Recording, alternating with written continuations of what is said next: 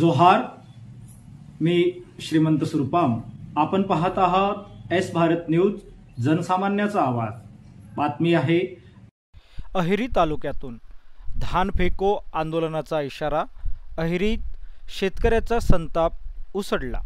गडचिरोली जिल्ह्यातील अहेरी विभागातून मोठी बातमी समोर येत आहे। शासनाच्या निष्काळजीपणामुळे लाखो क्विंटल धान खरेदी केंद्रावर महिन्यापासून उघड्यावर पडून आहे।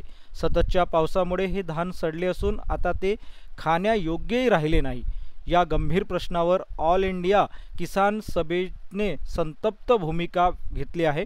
15 दिवसात धान उचलले नाही तर थेट महामंडळ कार्यालयासमोर धान फेको आंदोलन छेडू असा स्पष्टच इशारा किसान सभेने दिला आहे।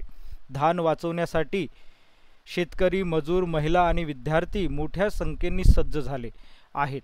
ट्रक, ट्रॅक्टर आणि बैलगाड्यांमधून सडलेले धान्य महामंडळाच्या कार्यालयासमोर फेकण्यात येईल। त्यातून निर्माण होणाऱ्या गोंधळास शासन व महामंडळ जबाबदार राहील असा इशाराही निवेदनातून दिला आहे। किसान सभेचे नेते याविषयी बोलतात।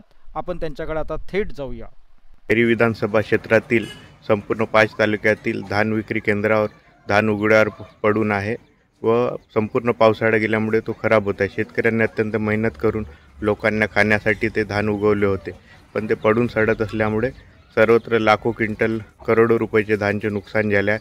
आमची मागणी आहे की ते धान लवकरात लवकर महामंडळाने उचल करावे किंवा जनतेला मोफत वाटप करावे।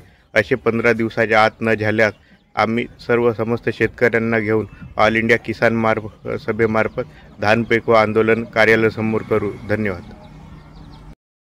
अशाच नवनवीन घडामोडी पाहण्यासाठी आजच आमच्या एस भारत यूट्यूब न्यूज चॅनलला लाईक करा, शेअर करा आणि सबस्क्राईब करा। जोहार।